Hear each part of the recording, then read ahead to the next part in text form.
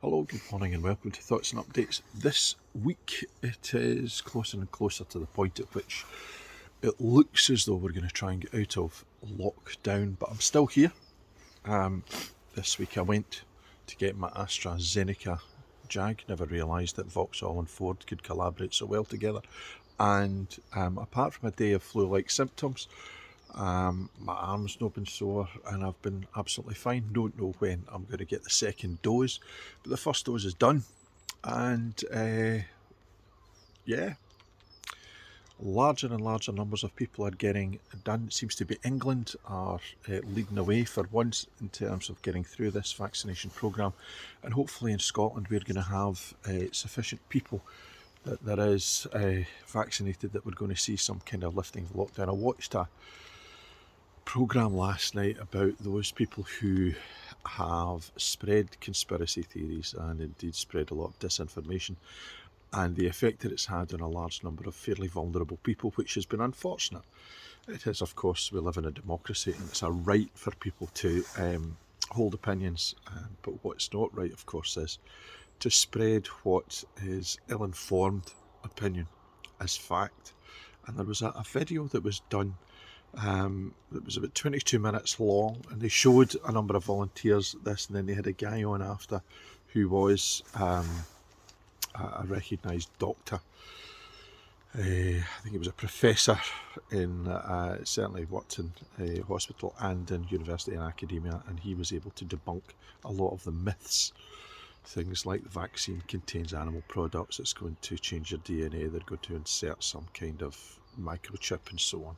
So that was kind of fascinating. It's also exceptionally sad that the people that it affected most, and you saw them on television, were indeed the most vulnerable, because it's a difficult, tough time for them. And I know somebody whose opposition to the vaccine and opposition to vaccines generally is based upon personal experience, rather than this knee-jerk kind of it's an attempt by the government to control us, or it's linked to autism.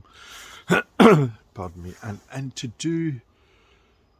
make a stand because of what you have experienced is something I think is exceptionally admirable, and they are very, very strongly opinionated about it, but not somebody who's going to sit and turn around to people and say, you can't do this because I think this.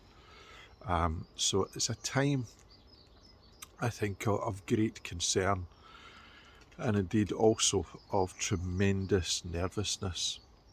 But hopefully we're finding ourselves getting to a point where we might be coming at least partly through the end of it and seeing some kind of future where things are more normal, because furlough can't stay on the books forever, I suppose. The support that's out there can't stay available forever. The economy needs to find a way of dealing with this and moving on, I suppose, except I'm not quite 100% sure. It certainly changed a lot of people's understanding of the state and how it deals with things, because if we didn't have the state, if we were a completely free market economy, then our response to this would be that the vast majority of us would be dead. So with that aside, this week in terms of writing, what I've been doing this week is my Talking Boys stuff. Obviously, this is a big week for women's boxing. Jessica McCaskill and Cecilia Brakehouse have their rematch towards the end of this week, which is the biggest fight in boxing of that 7-day period, because we'd hoped to see the rematch between Dillian Whyte and Alexander Povetkin, but that's been put off until the 27th of March in Gibraltar. We also had Claressa Shields dominating completely, her capturing of all 4 belts in a second weight division. She's now 3-weight world champion after 11 fights, having unified all 4 belts in the 4-belt era, not once but twice in 2 divisions. So the idea of her fight, of course, Katie Taylor, is fanciful. There's a massive weight difference between the two, and as Shields said, it's not Katie Taylor it's the problem, it's the weight. So that's unlikely to happen. Writing this weekend for Ringside Report for Prince Charles Stewart, a former fighter, and also about my response as a As somebody who's not a royal lover, on the whole soap opera that's going on at the moment in America and here.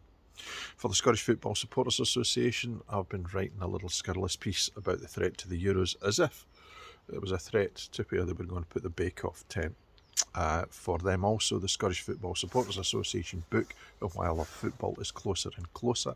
And that's been a joy to do, and I've really loved doing it. But we are almost at the point now where it's ready to go to the publisher to get created into a book. In my ears this week, I've been particularly fascinated by a podcast called The Nobody Zone. Imagine 1983, you're a copper in London and this guy comes walking through the door.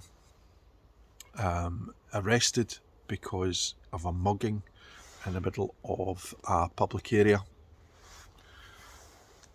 Stinking, tramp, Irish, itinerant, alcoholic, certainly a man who you don't want to corrupt a cell with on his own, so you put him in with another. Tramp smelling equally as disgusting. The following morning you discover that one has strangled the other with his socks, and you now have a dead body in your hands in custody. Taking the survivor out of that cell and putting him into an interview room, he then cops not just to that, but also something that happened 30 years beforehand.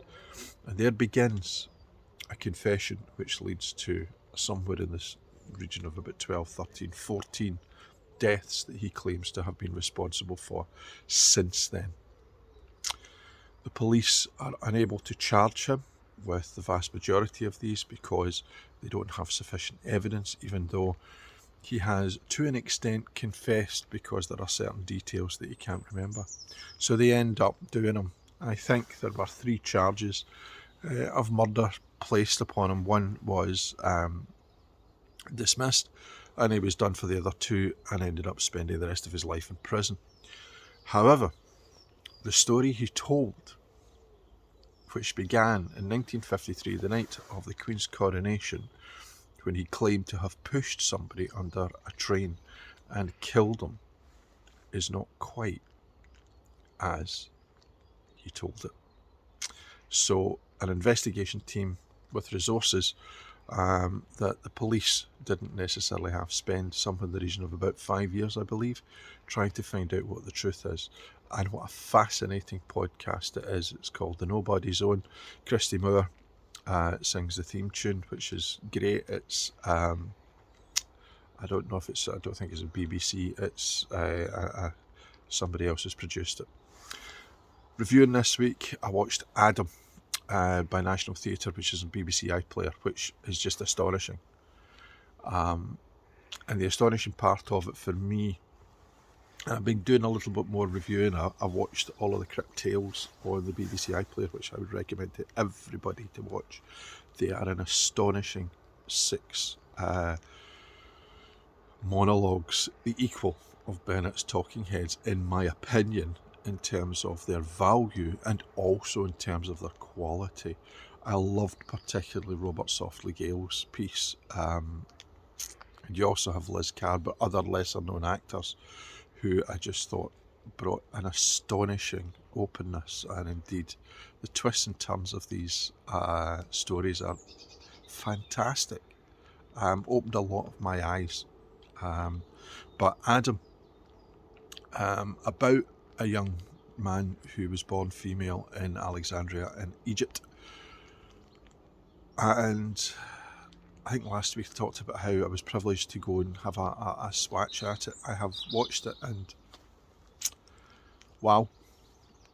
The thing that works best for me, and it's in my review, is that it didn't shout at me. It didn't have to struggle to inform me. It didn't have to make me feel anything other than dip into the empathy that I was going to feel for any human being anyway. It was not a polemic. It was not a political piece that sought to convince. It just was a story simply told with some of the most brutal, awful, terrible consequences of being a man born in a place where to be who he is was likely to get him killed. And that simple statement shone through the whole of it, and I would recommend anybody who wants to understand any form of the T part of LGBT, particularly because it is it's female to male as a change. So this week, as it looks as though spring has very definitely sprung, it's slightly frosty out here, but it's certainly lovely. So from me to you, till next time, bye for now.